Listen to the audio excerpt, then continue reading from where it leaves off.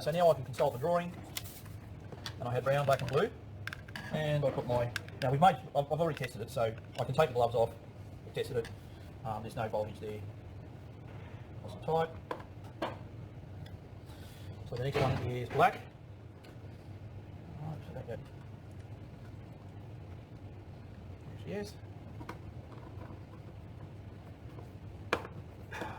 Stop coming out.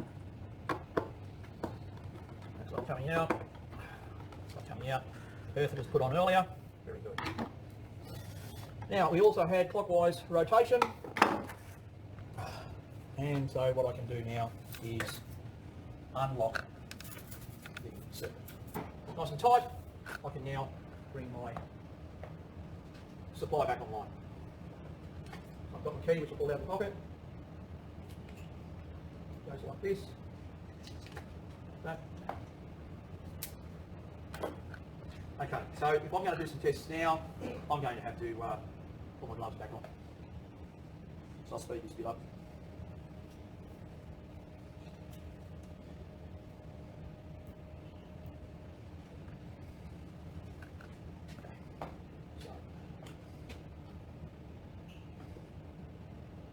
Still rolling?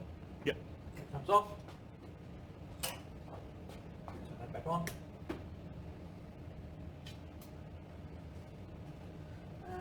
Yep, it's fine. And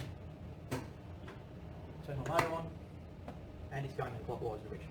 What I would do at this point is check my voltages, so I can go back to the known earth. On again. So I can go back to here. Do that. So let's come up 240. That's come up 240. That's come up 240. But for me, while that confirms that there's 240 on each phase, because it's a motor, I'd like to be a bit more accurate. And it's at this point where I'd use the digital multimeter, and one that had a Tong tester on it, so I could actually check the symmetry of phase. One thing we don't do is use this meter now on the live equipment, because if it's an ohm meter, it must be a dead test, and if it's an IR test, then it also needs to be a dead test, so that no current can fight against the supply of power within this.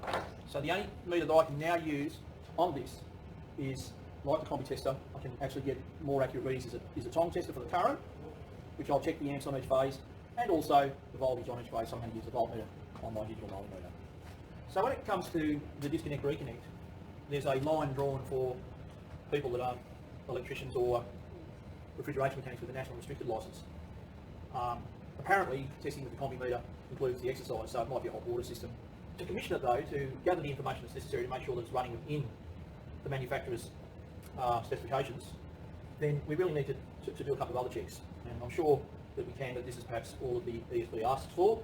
But beyond that, I want to test, because I've got a three-phase motor, I've confirmed the rotation is correct, and now I just want to see what my symmetry of phase looks like.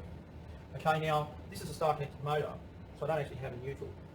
But I could use this neutral here, right, and if I test between the red phase, so just bring it closer here, to the neutral there, I've got 245.2, the white phase, to neutral up on my GPO, black GPO, was 242, no, 245.8, that one there, 244.7, just to do it again, 245.4, 246.1, 244.7. So that's each active to neutral. Now between the phases, okay, you may want to bring it over again. Now between the phases, I'm going to check, say, from my red phase to my blue phase, and that gives me 424. Without lifting my red phase, I can now go to my white phase. That gives me, sorry, what did I say that was? I'm going to just repeat that. So from my red phase to my blue phase, I've got 423.8. From my red to white phase, I've got 426.1. Okay, so what about my white to my blue phase? My white to the blue phase, which was a combination I didn't have before, is 425. So I went red and blue, red and white, so now I've got to go blue and white. Okay? We can write those down, and then we can compare them to see how close they are. Now, the other thing is, we can do an amps check. So I'm going to do a stopper motor, okay, and I'm going to, I have isolation switch here all the time, but I was ignoring that it was there, so I'm going to isolate my motor so that when I go to put my Tong tester on, I'm not going to hurt it. So I can go across my ground, yep, I've got plenty of room there, so I'm just making sure that when I turn it on, I'm not going to be touching anything there. So you can turn that on now, your AC in. So let's just see if that, right, so apparently this motor is,